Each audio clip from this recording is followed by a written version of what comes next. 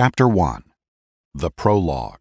John chapter 1 verses 1 through 18. In the beginning was the Word, and the Word was with God, and the Word was God. He was in the beginning with God. All things were made through him, and without him nothing was made that was made. In him was life, and the life was the light of men. And the light shines in the darkness, and the darkness did not comprehend it. There was a man sent from God, whose name was John. This man came for a witness, to bear witness of the light, that all through him might believe.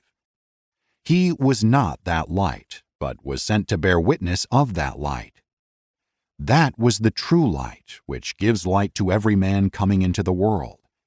He was in the world, and the world was made through him, and the world did not know him. He came to his own, and his own did not receive him. But as many as received him, to them he gave the right to become children of God, to those who believe in his name, who were born not of blood, nor of the will of the flesh, nor of the will of man, but of God. And the Word became flesh, and dwelt among us, and we beheld his glory, the glory as of the only begotten of the Father, full of grace and truth. John bore witness of him, and cried out, saying, This was he of whom I said, He who comes after me is preferred before me, for he was before me. And of his fullness we have all received, and grace for grace. For the law was given through Moses, but grace and truth came through Jesus Christ. No one has seen God at any time.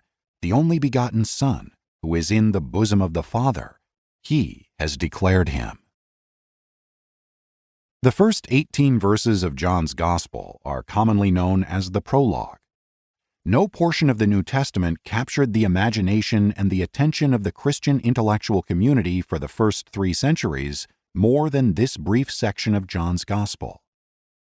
In attempting to understand the person of Christ, the early church became virtually preoccupied with the high view of Christ that is expressed in the prologue. From this foundation, those early believers developed what was called the Logos Christology, or the understanding of Christ as the Word, who is introduced here in the opening words of John's Gospel. We have to ask, why does John begin his Gospel with this prologue?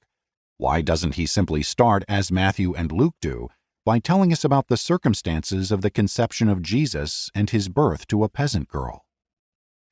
In a strikingly different approach, John begins his Gospel with Jesus already as an adult. The only material that precedes the launch of Jesus' ministry is this prologue of 18 verses. I believe the inclusion of the prologue has to do with John's overriding goal throughout his Gospel, of making a case for the identity of Christ.